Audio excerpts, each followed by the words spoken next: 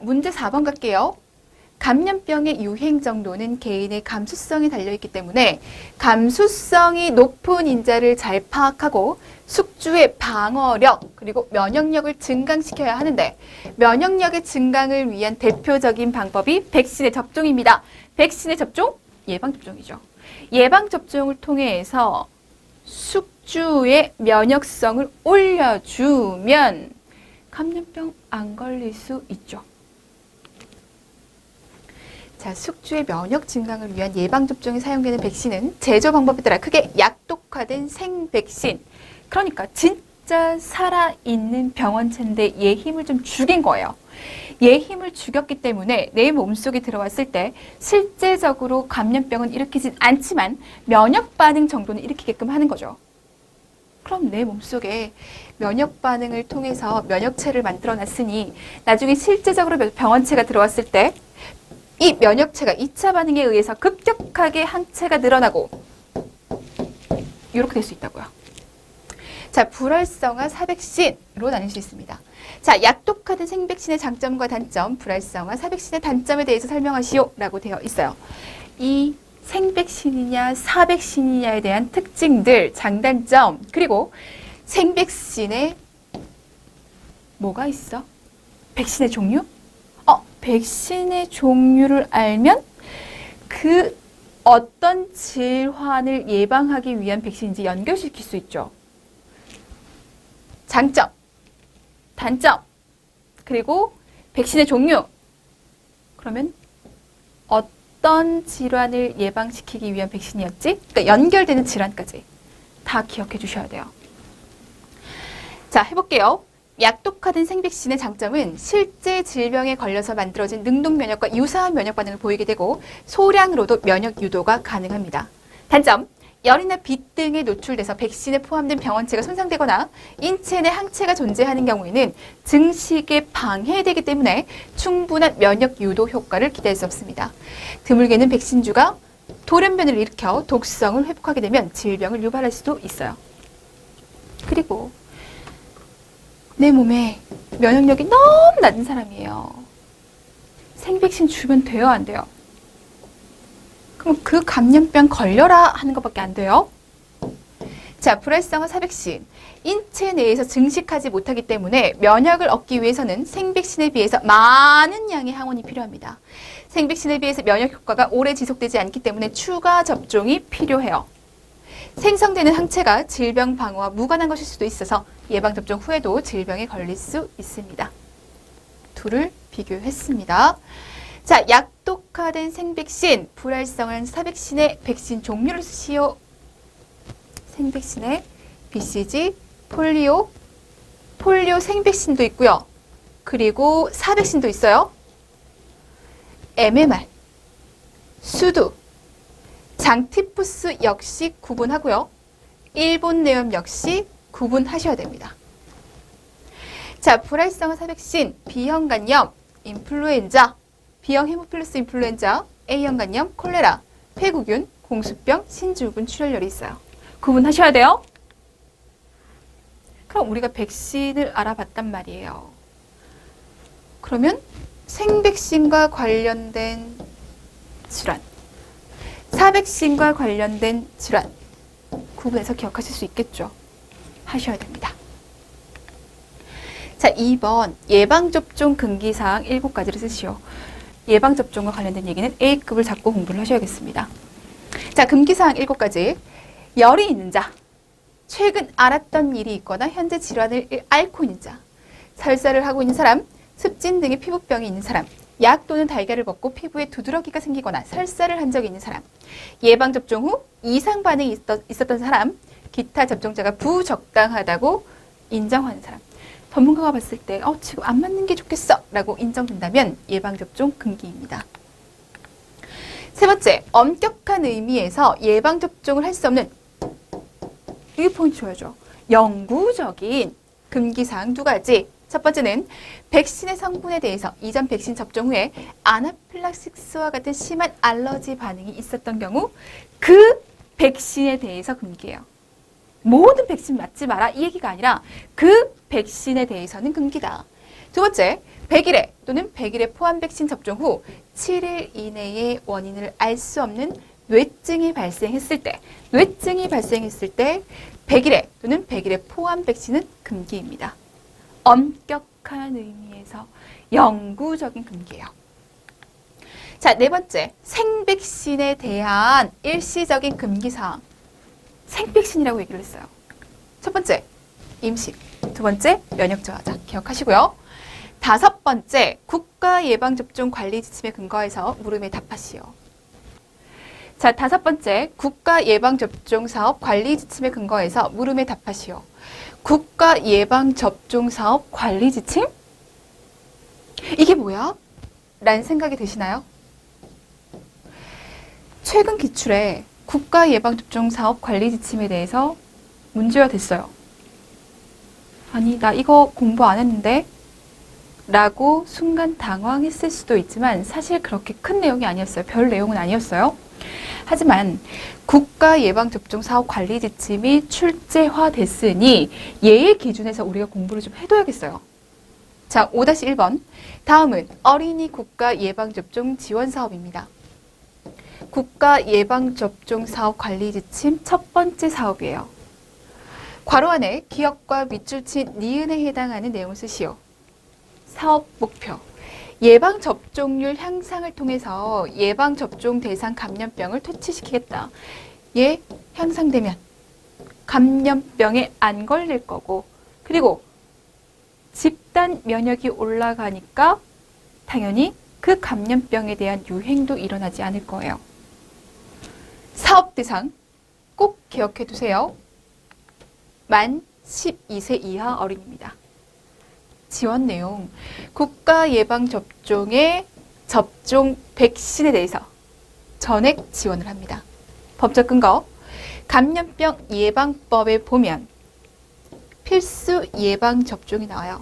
자, 감염병 예방법은 무조건 A급으로 여러분들이 꼼꼼하게 정확하게 쓸 수 있을 정도로 준비해 주셔야 되는 법이에요. 그 법에서 필수 예방접종에 대해서 얘기를 하고 있는데 우리는 꼭 필수 예방접종에 대해서 알고 있어야 되거든요. 보세요. 특별자치도지사, 시장군수구청장은 다음 각 호의 질병에 대해서 관할 보건소를 통해서 필수 예방접종을 실시하여야 합니다. 이 질병을 퇴치하고자 필수 예방접종을 합니다. 이 질병이 뭐예요? 무조건 기억이에요. 무조건 기억이에요. 국가 필수 예방접종이에요. 이 필수 예방접종의 질병, 백신, 스케줄, 이거 기억하는 거 중요하다, 안 중요하다? 무조건 중요하다. 특 A급이에요. 그럼 이 법에서 얘기하고 있는 필수 예방접종 질병은 뭐가 있어요? 자, 디프테리아, 폴리오, 백일해, 홍역, 파상풍, 결핵, 비형간염, 유행성 이하선염, 풍진, 수도, 일본내염, B형 헤모필러스 인플루엔자, 폐렴구균, 인플루엔자, A형 간염, 사람류 두종 바이러스 감염증, 그 밖에 질병관리청장이 감염병의 예방을 위해서 필요하다고 인정해서 지정하는 감염병. 여기 뭐가 있어요? 장티푸스, 그리고 신지우군 출혈이 있죠. 이것까지 전부 다 기억하셔야 돼요. 무조건 A급. 필수 예방접종이 뭐가 있는지를 기억하셔야 됩니다. 자, 그러면 우리가 필수 예방접종을 해야 되는 질병에 대해서 봤잖아요. 그럼 이 질병에 따른 백신은요? 백신은 17가지가 있죠. BCG, B형, DTaP, TD부터 해서 얘까지. 무조건 기억하셔야 돼요. 질병, 백신, 스케줄. 무조건이에요. 자, 5-2번 건강여성 첫걸음 클리닉. 얘가 기출이 됐어요. 건강여성 첫걸음 클리닉은 신체적 정서적으로 큰 변화를 겪는 인생의 전환기인 여성 청소년에게 상담, 진찰, 예방접종 서비스를 제공해서 건강한 여성으로 성장할 수 있도록 지원하는 사업입니다. 자, 괄호 안에 기역, 니은, 뒷글을 이을 미음에 해당하는 내용을 차례대로 쓰시오라고 되어 있어요. 사업 대상 기평으로 기출이 됐어요. 만 12세 여성 청소년입니다. 자, 사업 기간 내에 1차 접종을 완료하고 1차 접종일로부터 언제까지 2차 접종 비용을 지원합니까?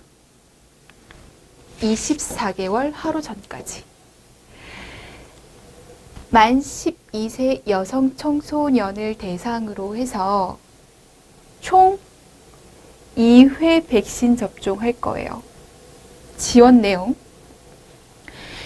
여성 청소년의 건강 상담을 하고 디귿에 대한 예방 접종을 할 거예요. 이 예방 접종이 이렇게 2차 접종이라고요. 그럼 만 12세 여성 청소년에게 어떤 예방 접종 할 수 있어요?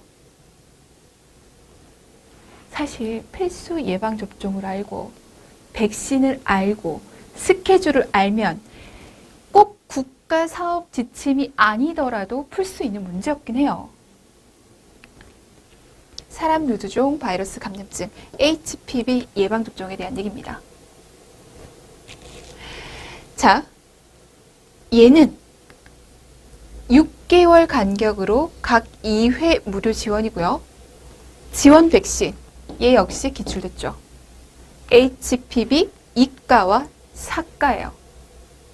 이가, 사가를 2번 무료 지원하는 거죠. 누구를 대상으로? 만 12세 여성 청소년을 대상으로. 기출된 부분 꼭 기억하세요. 자, 5-3번 10세 미만의 소아 B형 간염 표면 항원 양성률 0.1% 미만으로 유지하는 것을 목표로 B형 간염 주산기 감염 예방 사업을 시행합니다. B형 간염 표면 항원 양성률을 0.1% 미만으로 유지하겠다. B형 간염이 어떻게 전파되는지를 생각해봐요. 10세 미만이에요. 10세 미만에서 B형 간염 양성이 나온다는 얘기는 왜 걸린 거예요? 수직 감염에 의해서 걸린 거예요. 수직 감염으로 태어날 때부터 B형 간염이 될 가능성을 가지고 태어나는 거죠. 그럼 그걸 막아줘야죠. 이 사업을 통해서. 자, 그래서 사업 대상은 기역과 니은 산모로부터 출생한 영유아 중 산모 검사 결과지 제출과 개인정보 제공 동의자에 한해서 하게 됩니다. 그럼 어떤 산모로부터 출생한 영유아가 대상이 될까? 당연히 수직 감염을 기준으로 생각해 본다면 B형 간염 양성 산모겠죠. 그럼 이 B형 간염에 걸린 산모 어떻게 결정을 내릴 수 있는데요? 첫 번째는 B형 간염 표면 항원에 대해서 양성인 경우, 두 번째는 E 항원에 대해서 양성인 경우. S 양성, E 양성. 그 산모의 영유아에게 요 사업을 할 거예요. 자, 지원 내용. 디귿과 리을과 항원 항체 정량 검사 비용을 지원할 겁니다. 수직 감염 된다고 하니 그것을 막기 위해서 아이가 태어나자마자 뭐 해줘야 돼요? 항체도 주고 백신도 줘야 돼요. 그래서 면역 글로불린을 투여하는 거, 그리고 B형 간염 예방 접종을 하는 거, 요거 2개 해주셔야 돼요. 그리고 이 B형 간염 예방 접종 후 항원 항체 검사 결과에 따라 재접종, 재검사를 지원하게 되어 있습니다. 자, 요거는 우리가 알고 있는 내용이라고요. 태어나자마자 글로불린 주고, 그리고 백신 주고, 예방 접종하고, 이거 안단 말이에요. 그럼 뭐가 더 주의 깊게 봐야 되는 내용이에요? 요거예요. 대상이 될 수 있는 조건, 요거 본다고요. 얘까지 기억해 두시도록 합니다. 자, 집단 생활을 하는 초, 중학교 입학생의 감염병 예방 관리를 위한 집단 면역 효과를 높이고자 초, 중학교 입학생 예방접종 확인 사업을 실시하게 되어 있습니다. 법으로 정해져 있죠. 자, 초등학교 확인 사업 대상 예방접종 4개와 중학교 확인 사업 예방접종 2가지를 각각 쓰시오. 집단 생활을 해요. 집단 생활을 하기 때문에 예방접종을 꼭 해야 돼요. 왜? 그래야 물론 이 감염병에 걸리지 않을 수 있고 전파를 막을 수 있기 때문에 유행 막을 수 있고 너무너무 중요한 개념의 예방접종이기 때문에 예방접종을 했느냐 안 했느냐 확인하는 건 너무 중요해요. 법으로도 정해져 있고요. 그래서 초등학교 입학할 때 학교장한테 이 입학하는 아이들이 예방접종 했는지 안 했는지에 대해서 4가지 백신에 대해서 확인해야 돼요.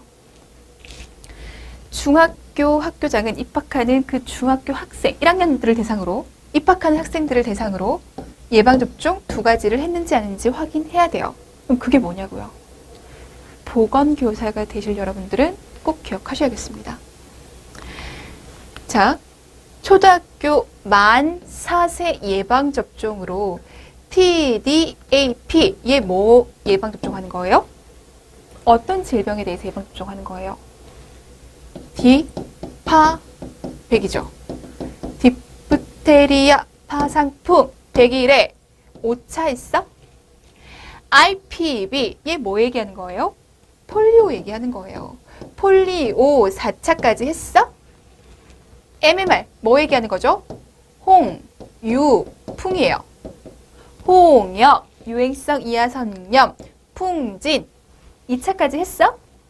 그리고 일본 내염에 사백신 4차, 생백신 2차까지 했어? 요거 확인해야 된다고요. 하나, 둘, 셋, 4개. 중학교는요. 만 11세에서 12세 예방접종 2종으로 TAP 또는 TD. 얘 뭐예요? 파상풍, 디프테리아 6차까지 했는지, 그리고 HPV 1차까지 했는지 만 12세 여성인 경우에 당연히 여성만 하는 거니까 요거 2개 확인해야 된다고요. 무조건 기억하세요. 자, 5-5번 우리나라 표준 예방접종 일정표에 따른 DTAP 그리고 IPV, MMR, IJEV의 1차 접종 시기를 각각 쓰라고 얘기를 했습니다. 그러니까 예방접종 접종 스케줄을 너 알고 있니? 이거예요. 무조건 기억하셔야 되는 부분. 자, DTAP 생후 2개월 2차 접종 시기, IPV 생후 2개월, MMR 생후 12에서 15개월, IJEV 12에서 24개월 기억하셔야 됩니다. 자, 그래서 요걸 기억하시라는 얘기죠. 어떤 질병이 있어? 그리고 이 질병을 막기 위한 백신의 종류는 뭐가 있어? 그리고 스케줄은 이거 이 표 그대로를 기억하셔야 됩니다. 자, 6번 다음의 특징을 가진 감염병의 명칭, 백신의 종류, 그리고 그 일정을 쓰세요. 이런 특징을 가진 감염병은 뭐니? 그리고 이 감염병을 예방하기 위한 예방접종은 뭐니? 스케줄은 이렇게 물어봤어요. 자, 미즐스 바이러스네요. 이미 답이 나와야죠. 이 바이러스에 의해서 생기는 감염병, 바로 답이 나와야죠. 발열과 기침, 콧물, 결막염의 3가지 특징적인 증상을 보이고 홍반성 반점이 나타나는 감염성이 매우 높은 질환입니다. 한번 앓은 사람은 평생 면역 획득이 가능해요. 자, 이 문제가, 이런 식의 문제가, 그리고 요걸 가르쳐 주면서 얘기했던 그 문제가 기출됐던 유형이에요. 자, 얘는 뭐에 대한 얘기? 홍역에 대한 얘기. 홍역은 MMR 백신으로 예방하게 되죠. MMR. 그럼 얘 스케줄은 생후 12에서 15개월과 4에서 6세 이렇게 2차례 접종하게 되어 있습니다. 자, 니은 볼게요. 전파 경로. 호흡기로 전파해. 환자가 기침이나 재채기를 할 때 분비되는 호흡기 비말을 통해서 사람에게서 사람으로 전파되게 돼. 비말 감염, 호흡기 감염이라고 하는 것을 알았습니다. 자, 접촉 전파에 의해서도 가능해. 아, 얘는 호흡기 전파이자 접촉 전파구나. 환자의 타액이나 호흡기 분비물과 접촉을 통해서 전파돼요. 근데 이거 가지고 어느 감염병인지를 알기는 조금 어렵습니다. 자, 그럼 증상으로 가야죠. 전구기에 갔더니 완전 힌트 줬어요. 샘이 커지기. 우리가 꼭 공부해야 되는 감염병 중에서 샘이 커진대요. 1에서 2일 전에 발열, 두통, 근육통, 식욕부진 등이 드물게 나타날 수 있고 샘이 비대되는데 그 샘이 어디예요? 침샘이에요. 침샘이 비대되면서 통증이 나타납니다. 합병증 기억하셔야 되죠? 수막염, 고환염, 부고환염, 난소염이 될 수 있어. 그래서 나중에 불임의 가능성도 있거든. 이 감염병 뭐예요? 이 감염병은 유행성 이하선염이죠. 유행성 이하선염, 얘 역시 MMR 백신이에요. 생후 12에서 15개월, 그리고 4에서 6세 이렇게 두 차례 접종하게 되어 있습니다. 자, 문제 5번 갑니다. 문제 5번. 다음 물음에 답하시오. 괄호 안에 기억, 니은에 해당하는 내용을 쓰고 기억이 낮아지는 밑줄 친 디귿의 상황을 제시하시오 라고 얘기를 했습니다. 자, 기억, 니은, 디귿을 다 해결해 봐야겠습니다. 자, 보세요. 지역사회 혹은 집단에 병원체가 침입했습니다. 그래서 전파하는 것에 대한 면역성이나 저항성을 나타내는 지표입니다. 지역사회의 면역과 저항성이라고 얘기했어요. 지역사회의 면역성, 저항성이라고 했어요. 그게 기억이래요. 어떤 특정 지역에 유행이 발생하면 많은 사람들에게 면역이 생기고, 아니, 유행이 발생하면 질병에 걸렸던 얘기. 그럼 자연 능동 면역에 의해서 면역체, 항체를 형성했을 거예요. 그러면 이 집단 내에서 면역을 가지고 있는 사람들이 많아졌다는 얘기예요. 그로 인해서 기억 수준이 높아졌대요. 이거 뭐 얘기하는 거죠? 집단 면역 얘기하는 거죠. 자, 집단 면역 수준이 높아집니다. 그래서 질병이 발생하더라도 전파 경로가 차단되게 되어 일정 기간 동안 뭐가 나타나지 않아요? 유행이 나타나지 않아요. 집단 면역, 우리 집단 내에 면역을 가지고 있는 사람이 얼마나 될까? 면역을 가지고 있지 않은 사람이 많으면 감염병 환자가 발생했어. 그러면 계속 전파가 된다고요. 그런데 면역을 가지고 있는 사람이 많으면 많을수록 이 전파가 끊겨요. 차단돼요. 그러면 전파가 중간에 끊겨버리고 차단돼 버리니까 유행은 일어나지가 않죠. 그러나 디귿 얘기를 하고 있네요. 기억이 낮아지는 디귿의 상황입니다. 그러니까 집단 면역이 낮아지는 상황에 대해서 디귿에 쓰라는 얘기죠. 언제 집단 면역이 낮아져요? 우리 집단에 면역력이 없는 사람, 그 면역력이 없는 사람이 많아질 때 집단 면역의 수준이 낮아지죠. 그게 언젠데? 언제 면역력이 낮은 사람이, 면역력이 없는 사람이 많아지는 거예요? 면역을 가진 인구가 사망했어요. 면역력을 가지고 있는 사람이 감소했어요. 전출하고 이사 갔대요. 밖으로 나갔대요. 그러면 면역력을 가지고 있는 사람이 감소됐죠. 그러면서 면역력이 없는 신생아가 계속 태어나요. 그럼 집단 면역이 낮아지죠. 집단 면역은 낮아지고 일정 수준 이하로 떨어지면 뭐가 나타나요? 어떤 한계까지는 전파를 막아서 유행이 일어나지 않습니다. 그런데 이 집단 면역이 낮아지니까 이젠 차단하는 그 경로가 없어진 거예요. 그래서 뭐가 일어나요? 유행이 일어나요. 질병마다 유행이 발생하는 기간이 다양한데 홍역, 풍진, 백일해 등의 질병은 3, 4년마다 유행되게 돼요. 그러니까 이런 질병이 3년마다 4년마다 어떤 주기를 두고 유행하는 이유는 무엇과 관련이 있다? 집단 면역과 관련이 있다. 집단 면역 너무 중요해요. 예방접종을 해야 됩니다. 무슨 일이 있어도 예방접종을 해야 됩니다. 라고 하는 목소리가 커지고 있는 이 시점에서 왜 예방접종을 해야 되는지 이것을 집단 면역과 연결시켜서 꼭 이해하셔야 돼요. 자, 코비드-19 시대에 예방접종 꼭 해야 됩니다. 집단 면역 수준이 언제쯤이면 70% 이상으로 올라갑니다. 이런 얘기들이 계속 나오고 있어요. 이슈화 되고 있죠. 집단 면역에 대한 개념 A급 잡고 갑니다. 자, 두 번째, 올해 전국적으로 홍역 환자 발생이 전년도에 비해서 급격하게 증가하였습니다. 이와 관련해서 보건교사가 해당 교육청으로부터 아래 표가 포함된 홍역 발생 상황에 관한 공고문을 받고 2022년과 올해 2023년 홍역 환자의 발생이 다른 해에 비해서 증가한 것을 알 수 있었습니다. 이러한 현상이 나타난 이유를 다음과 같이 설명했어요. 괄호 안에 기억에 해당한 내용을 쓰고 기억과 밑줄 친 니은을 관련지어 설명하세요 라고 얘기를 했습니다. 자, 봤더니요. 2017년도에 홍역 환자 수가 7,883명이었어요. 유행했죠. 엄청 많은 사람들이 홍역에 걸렸단 말이에요.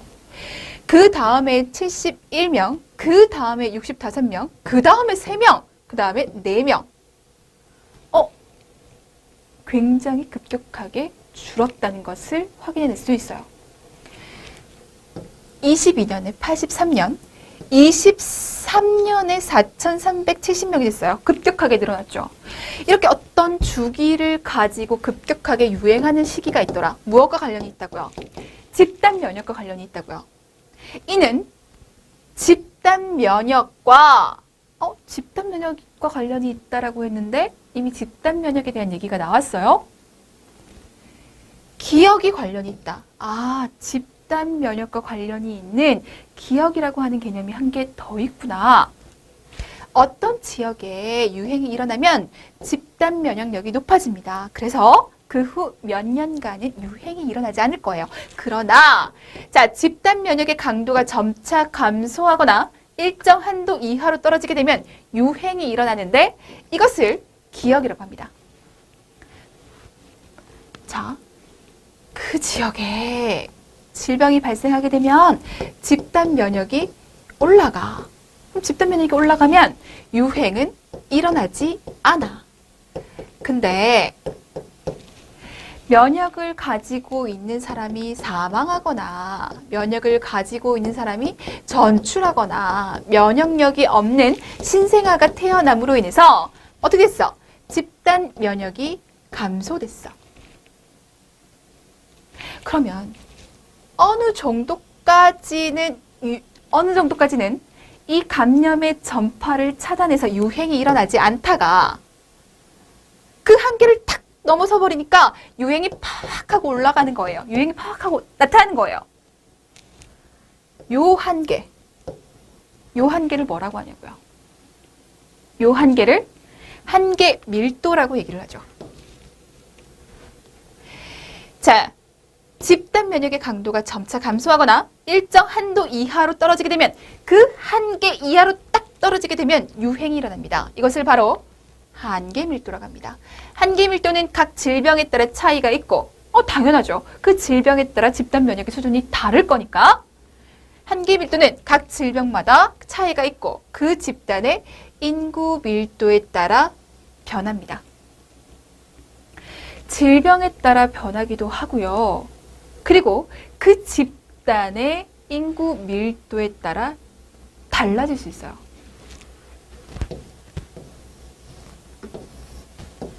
A 지역이 있고요. B 지역이 있어요. A 지역, B 지역 똑같은 면적이라고 생각해 볼게요. 여기에는 10명이 있고 여기에는 3명이 있어요. 이랬을 때 질병 전파의 가능성이 어디가 높아요? 여기가 높죠. 왜? 질병 전파의 가능성이라고 하는 것은 사람과 접촉의 가능성이 얼마나 되느냐죠. 10명, 같은 면적에 10명이 있고 같은 면적에 3명이 있으면 훨씬 더 많은 사람들을 만난다고요. 훨씬 적은 사람들을 만날 거예요. 그 가능성, 기회 가능성을 감소시킬 수 있고 얘는 증가된다고요. 그러면 면역을 가지고 있는 사람이 여기가 훨씬 더 많아야 되지 않겠어요? 전파될 수 있는 가능성이 많은 지역에 면역력을 가지고 있는 사람이 많아야 되는 게 당연히 유행이 일어나지 않게 하는 방법이죠. 그래서 한계 밀도가 여기는 훨씬 더 많아야 되고요. 여기는 그래도 적어도 괜찮아요. 라고 얘기할 수 있는 겁니다. 기회로 생각하시면 돼요. 자, 인구 밀도가 높으면 집단 구성원 간의 접촉의 가능성이 높아집니다. 접촉의 가능성이 높아진다는 것은 그만큼 전파 가능성이 높아진다는 얘기. 이 전파를 끊기 위해서는 면역력을 가지고 있는 사람들이 많아야 돼요. 그러면 한계 밀도도 높아야겠죠. 그래야 유행이 일어나지 않아. 그런데 인구 밀도가 낮아. 그러면 집단 구성원 간의 접촉 가능성이 낮아지게 되고 상대적으로 한계 밀도는 낮아도 유행은 일어나지 않을 수 있다라고 하는 겁니다. 인구 밀도와 연결시켜서 생각해 볼 수도 있는 문제입니다.